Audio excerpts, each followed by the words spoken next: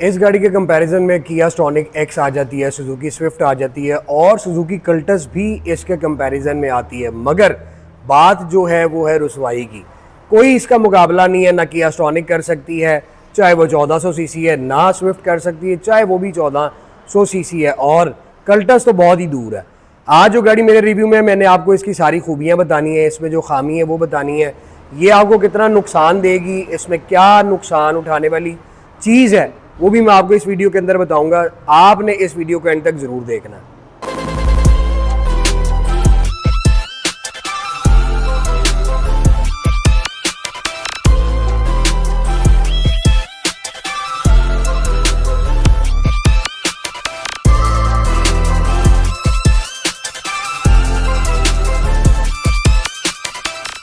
अस्सलाम वालेकुम viewers, welcome again to my channel Kamal Ahmed मुखातिब हूँ। उम्मीद है आप सब दोस्त खैरियत से होंगे। भाई कंपैरिजन मैंने आपको बता दिया। आप अगर पाकिस्तान में एक इकोनॉमिकल गाड़ी रखना चाहते हैं और अगर आपका बजट 45 लाख रुपए है तो आप स्विफ्ट की तरफ भी जा सकते हैं, किया स्टॉनिक EX की तरफ भी जा सकते हैं। मगर आप लोगों को चाहिए फ्यूल इकॉनमी एक्स्ट्रा ऑर्डिनरी हो, आपको फीचर सारे मिलते हों, गाड़ी की सेल और उसके बाद रीसेल अच्छी हो, गाड़ी का जो बॉडी वेट है वो अच्छा होना चाहिए और गाड़ी आपको कंफर्ट लेवल में बेस्ट होनी चाहिए और कॉम्पैक्ट भी होनी चाहिए।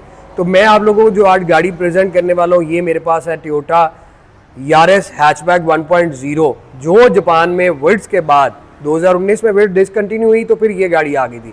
अब पाकिस्तान में टोयोटा रेज ने बड़ी जगह बनाई हुई, लेकिन उसको आकर मार गई है आपकी जेको J5 कंफर्ट भी और प्रीमियम भी। बट बात मैंने आज जो करनी है वो इसकी खूबियों की करनी है। खूबियाँ तो इसमें बहुत सी हैं, साथ साथ खामियां भी हैं। रजिस्ट्रेशन अगर आप इसकी करवाने जाते हैं तो इसकी रजिस्ट्रेशन 1 लाख समथिंग ही बनेगी। 1000 सीसी इसका इंजन है, फ्यूल इकॉनमी में ये सबसे आगे है। तो अगर आपने अभी तक चैनल को सब्सक्राइब नहीं किया हुआ तो कमालदार ब्लॉग सब्सक्राइब कर लीजिए, लाइक शेयर लाजमी कीजिए। कमेंट सेक्शन में आपने अपनी राय से मुझे जरूर आगाह करना है। टोयोटा यारिस हैचबैक लुक में इन्होंने बड़ा इसको स्पोर्टी बनाया, लेकिन उसके साथ साथ इसकी लाइट्स जो है वो इसको और ज़्यादा खूबसूरत बनाती हैं। इसमें आपको कार्बन फाइबर टच मिलता है, जो आजकल आपको पता है प्रोजेक्शन कारें जो मर्सिडीज आ रही हैं, स्पोर्ट्स कारों में ये चीज़ें मिलती हैं। बम्पर आप देखें पूरा स्पोर्टी लुक में मिलता है और डिज़ाइन इसका वही कार्बन फाइबर वाला। और इसमें आपको यहाँ पर टोयोटा का मोनोग्राम मिलता है, बॉनेट के ऊपर आपको शार्प ये कट लाइन मिलती हैं, स्क्रीन पे आपको इसमें रडार भी आता है और इसमें यहाँ पे आपको पार्किंग सेंसर भी आता है। यहाँ पर ये आफ्टर मार्केट इसमें आप फॉग लैम्प लगवा सकते हैं, बट ये एक्स पैकेज है तो इसमें आपको फॉग लैम्प नहीं मिलते। परफॉर्मेंस और इस गाड़ी की ड्राइव बहुत ज़्यादा स्मूथ और बहुत ज़्यादा लाइट है, जिसमें आपको योकोहामा के टायर मिलते हैं। और इसमें आपको मैं टायर साइज बताऊं तो मेरे मोहतरम 175 70 R14 का मिलता है और आपको स्टील के व्हील मिलेंगे, उसके ऊपर सिल्वर आपको अलॉय व्हील्स का कवर मिलता है। यहाँ पे आप साइड पे आ जाए तो ये इसकी ग्राउंड क्लियरेंस है। अब यहाँ पे इसकी मैं खामी बता दूं, जो इसमें बुराई है वो ये कि ये गाड़ी आपको एक तो ग्राउंड क्लियरेंस कम देती है, लेकिन साथ ही साथ जो इसकी स्पोर्टी लुक है वो इसको और ज़्यादा नुमायां करती है। और दूसरा इसमें यहाँ पे आपको जो डोर है वो पूरा कूपे स्टाइल का मिलता है। मैं अक्सर टोयोटा यारिस हैचबैक जब दिखाता हूँ तो आप लोगों को अक्सर बताता हूँ कि इसमें ये एक ड्रॉबैक है जिसकी वजह से रुकती है। मगर आप अगर इसकी ये स्पेस को मैनेज कर सकते हैं, एडजस्ट कर सकते हैं, तो इस जैसी 1000 सीसी में अभी गाड़ी कोई नहीं है। ये गाड़ी कामयाब भी है, लेकिन बहुत लोग जो इसको वो नापसंद भी करते हैं। लाचेस में आपको यहाँ पे सेंसर मिलता है लॉक अनलॉक के लिए, साइड में मिरर आपको रिट्रैक्टेबल एडजस्टेबल स्मार्ट इंडिकेटर्स के साथ मिलते हैं। और यहाँ पर ऊपर आ जाएं तो आपको एक्वा की तरह इसकी रूफ मिलती है जिस पर लाइन्स हैं। साइड डोर ग्लास आपको टिंटेड मिलते हैं। साइड प्रोफाइल में ये पूरा आपको स्पोर्टी लुक देती है और उसके साथ साथ यहाँ पे इस लाइट के यहाँ से ये कट भी आपको ये डिज़ाइन मिलता है जो थोड़ा सा अंदर की तरफ है। डिज़ाइन इन्होंने बड़ा खूबसूरत बनाया और लाइट आप देखें तो एंड टू एंड ये कंटिन्यू करती है। लेकिन मैं अक्सर आप लोगों को बताता हूँ इसमें आपको डिगी लाइट बार जो है वो नहीं मिलती। ये ग्लास शेप दी हुई है, प्लास्टिक है, जिसमें आपको यहाँ पे टोयोटा का मोनोग्राम यारिस की बैजिंग आपको यहाँ पे मिलती है। और ये ओल्ड मैन एडिशन जो है ये तो आफ्टर मार्केट लगा हुआ। रेयर बम्पर में भी फ्रंट बैक राइट लेफ्ट इसकी आप साइड देखें तो आपको हर तरफ से ये एक स्पोर्ट्स कार की लुक देती है, जिस वजह से इसका ट्रंक और इसका पिछला लेग रूम थोड़ा सा कंजेस्टेड है। रिवर्स लाइट नीचे आ जाती है, पार्किंग सेंसर आ गया और बम्पर का आप ये वाला पोर्शन देखें तो ये मैट ब्लैक के अंदर आपको मिलता है प्लास्टिक के साथ। बैक व्यू कैमरा भी है, स्क्रीन टिंटेड है तो स्क्रीन के ऊपर आपको वाइपर मिलेगा, अंदर आपको लाइट मिलेगी और शार्क एंटीना इसके ऊपर दिया हुआ है। राइट के बाद आप लेफ्ट प्रोफाइल देखें, ये गाड़ी 4 ग्रेड की है, माइलेज इसकी 1,09,000 चली हुई है। कमालदार, आपको कभी भी कोई चीज़ गलत गाइड नहीं करेगा। बहुत सारे दोस्त भाई ये गाड़ियाँ लाख चली हुई भी ख़रीदते हैं। सिर्फ एक तो उनका जापान में रिकॉर्ड होना चाहिए, ऑक्शन शीट वेरीफाइबल होनी चाहिए, चाहे 3 माह पुरानी हो या 3 साल पुरानी, रिकॉर्ड उसका ज़रूर निकलता है। और उसके साथ साथ गाड़ी ग्रेड वाली हो, तो ये 4 ग्रेड के साथ ऑक्शन शीट वेरीफाइबल है। अगर आप ये लेना चाहते हैं तो 22 मॉडल 26 इंपोर्ट अभी फ्रेश। और स्टार्टअप आप इसका देखें, स्टार्टअप देखना मस्ट होता है आपको। ये इस तरह से स्क्रीन और ये यहाँ पे मोनोग्राम टोयोटा का मिलता है। अब हम इसकी लाइट्स देखते हैं मेरे मोहतरम, फिर हम अंदर रूम को एक्सप्लोर करेंगे। इसमें आपको ये एलईडी लाइट्स मिलती हैं। बेसिकली एक्स पैकेज में आती तो हैलोजन है, लेकिन इसमें एलईडी लाइट्स आई हैं। इंडिकेटर्स मिरर के अंदर आपको मिल गए। उसके बाद आपको मैं टेल लाइट्स दिखाऊं तो ये आपके सामने टेल लाइट्स है। पार्ट्स की बात करें तो पार्ट्स गाड़ी नहीं आई है, बट इंजन पार्ट अगर मैं आपको दिखाता चलूँ तो इसमें इंजन पार्ट जो है वो टोयोटा की जितनी 1000 सीसी गाड़ियाँ हैं मार्केट में अवेलेबल। याद रखिए, कभी आपको कोई परेशानी हो या तानू कोई मैकेनिक चूना ला रहा हो तो कमालदार व्लॉग को आप फ़ोन करके पूछ सकते हैं, व्हाट्सएप पे मैसेज करके पूछ सकते हैं। और इस तरह आप वीडियो में भी मुझे डीएम करके पूछ सकते हैं। ये 1000 सीसी या 1000 सीसी वाला इंजन टोयोटा, इसमें यारिस में टोयोटा रेज में एक इंजन है, प्लग एक है। Engine part, body part different होते हैं, सस्पेंशन पार्ट सारे सेम है, तो घबराइए नहीं, पार्ट्स इसके अवेलेबल हैं। डोर पोशिश आपको मैं दिखाऊं तो ये फैब्रिक आ गया, ये प्लास्टिक वाइट ट्रिम दी हुई है, लगती एम्बियंस है लेकिन होती नहीं है। और ये वाला पोर्शन भी मेरा फेवरेट है कि इन्होंने ये डोर का इनर हैंडल जो है ग्रिप वो बड़ी स्पोर्ट्स लुक में बनाई हुई है। नीचे आपको कंजस्टेड सा और थोड़ा डीप कप होल्डर और साथ उसके ट्रे मिलती है। स्पीकर इस गाड़ी के अंदर 4 आते हैं और ये सारी ब्लैक के अंदर आपको पोर्शेस मिलती है। मूव इस साइड पे करें, फ्लोर मैट आपको ओरिजिनल यारिस के मिल रहे हैं। सीट्स आप देखें तो स्पोर्ट्स, जैसा मैं आपको बता रहा हूँ, ये स्पोर्ट्स में ये सीटें आती हैं विदाउट हेडरेस्ट। तो इसमें सीटें आपको बड़ी सॉफ्ट से मिलती हैं। एयरबैग सीटों के अंदर 2 यहाँ पे आते हैं और आपका लोअर पोर्शन और बैक पोर्शन दोनों एडजस्टेबल है। बैक फॉरवर्ड आपने करनी है सीट तो ये आप यहाँ से कर सकते हैं। 1 नंबर आपको चाहिए तो यहाँ पे आपको मिलता है। अब इस गाड़ी के अंदर मैं बैठ के आपको इसकी ऑप्शंस दिखाता हूँ। तो यहाँ पे आपको ऑटो हाई बीम आ गई, हेडलाइट एडजस्टर आ गया। फिर आप स्टीयरिंग की तरफ आते हैं तो 3 स्पोक स्टीयरिंग व्हील आपको मिलता है, जो स्टीयरिंग भी आपको व्हील जो है वो स्पोर्टी लुक दे रहा है। यहाँ पे टोयोटा का मोनोग्राम। इस गाड़ी के अंदर सेफ्टी गैजेट्स पे आप देखें तो आपको 8 एयरबैग मिलते हैं जो 6 फ्रंट पे हैं, 1 2 पिलर्स में आगे, 2 सीट्स में और 2 आपको पीछे मिलते हैं। बोथ साइड आपको मल्टीमीडिया स्टीयरिंग मिल रहा है। ड्राइविंग मोड आप देखें तो इसमें यहाँ से आप तो फिलहाल अपना ये इंफोटेनमेंट को ऑपरेट कर सकते हैं। और यहाँ पे आपका लैन असिस्ट आ जाता है, ट्रैक फॉरवर्ड रिवर्स आ गया, ब्लूटूथ ऑप्शन आ गई, वॉल्यूम का आ गया, यहाँ पे फ़ोन कनेक्टिविटी आ जाती है।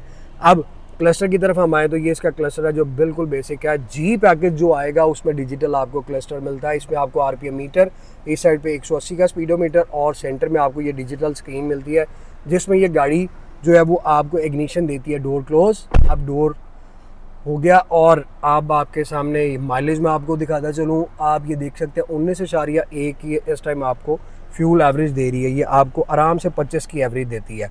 बात मैंने ये करनी है कि भाई आप कल्टस ख़रीदने जाते हैं, आप स्विफ्ट ख़रीदने जाते हैं, बहुत हर गाड़ी परफेक्ट नहीं होती। अब जैसा कि इसमें एक बुराई और एक खामी जो मैं समझता हूँ वो ये कि इसका पिछला केबन जो बहुत ज़्यादा कंजस्टेड है, लेकिन खूबियों की बात करें तो इसमें खूबियाँ ही खूबियाँ हैं। आपका कोई जेब पर भारी नहीं पड़ती, कोई इसने आपको हैवी मेंटेनेंस का ख़र्चा नहीं लगाना। स्विफ्ट आप ले लें, किया सोनिक आप ले लें, भाईजान हशर कर देती है। आपका 2-3 महीने बाद आपने ऑयल चेंज कराने जाना है, आपका 30-40 हज़ार रुपया उड़ता है। ये गाड़ी आपके पैसे सेव करेगी। गाड़ी वो ख़रीदे जो आपका पॉकेट में थोड़ा आपको वो बर्डन कम दे और फ्रेंडली बजट वाली कार हो। तो ये गाड़ियाँ जापानीज़ जो है वो हैं। अब इसमें आपका ये सारी सेटिंग्स आ जाती हैं जिसमें आप अपना front back radar on end of कर सकते हैं। ये लैंड डिपार्चर है, ये फ्रंट रडार आ जाता है, पार्किंग सेंसर्स आ जाते हैं। ये मैं आपको जूम करके दिखा देता हूँ। आप यहाँ से इन सारी चीज़ों को ऑन एंड ऑफ कर सकते हैं। और इसमें मैं आपको बताता चलूँ तो इसकी मीटर लैंग्वेज भी चेंज होती है, अभी वो आपको मैं आगे चलकर बता दूंगा। पहले हम इधर आ जाते तो पुश बटन स्टार्ट आ गया और साथ ही साथ भाई स्टीयरिंग भी इसका एडजस्टेबल है, आप ऊपर नीचे जहाँ चाहें करके इसको सेट कर सकते हैं।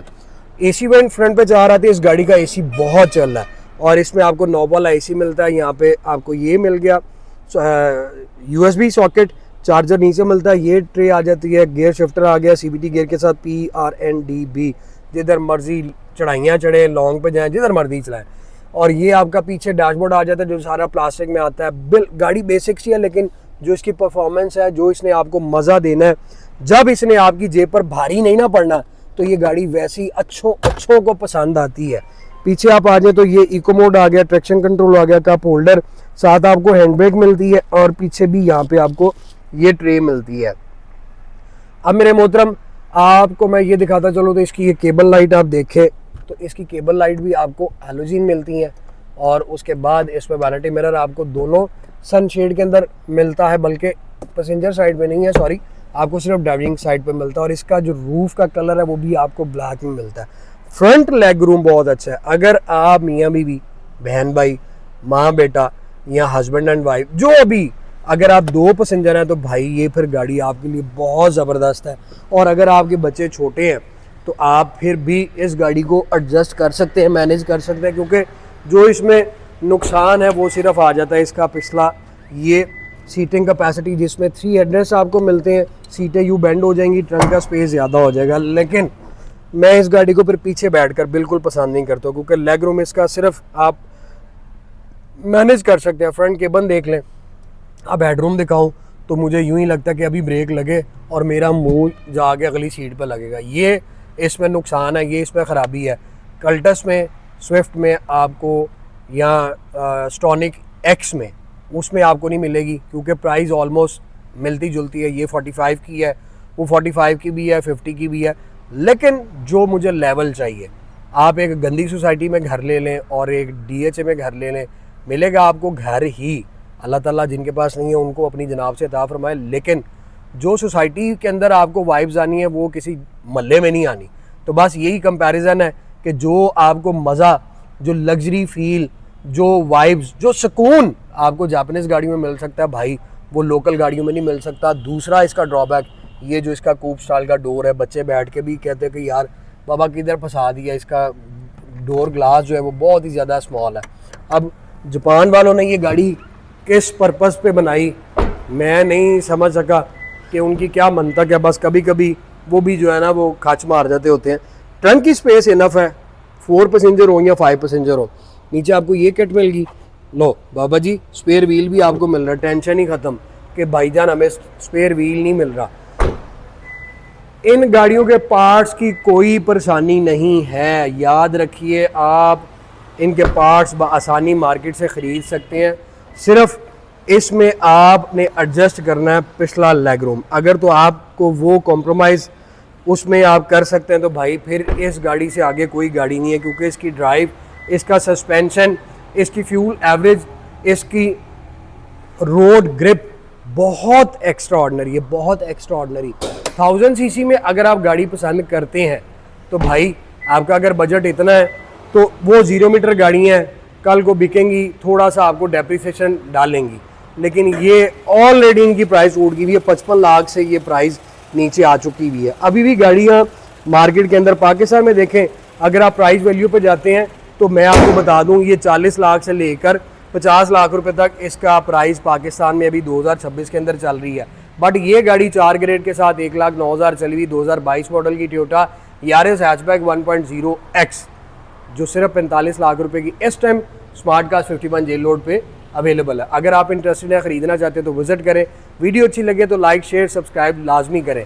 बाकी इसमें ऐसी कोई ख़राबी नहीं है, आप जहाँ से भी गाड़ी ख़रीदना चाहें मोस्ट वेलकम ख़रीद सकते हैं। मुझे अगर आप खिदमत का मौका देंगे तो मैं आपके लिए हाजिर हूँ। अब आप मुझे मैसेज में बताएं, लॉन्ग पे आपने जाना है, ये किन लोगों के लिए गाड़ी सूटेबल रहेगी। लॉन्ग पे जाना है तब भी ज़बरदस्त है, शहर में रहना है तब भी ज़बरदस्त है। लेकिन सिर्फ एक इस पे जो वो कहते हैं ना कि एक गुना 100 नेकी पर भारी पड़ जाता, तो इसकी एक जो खामी है वो इसकी सारी खूबियों पर भारी पड़ रही है।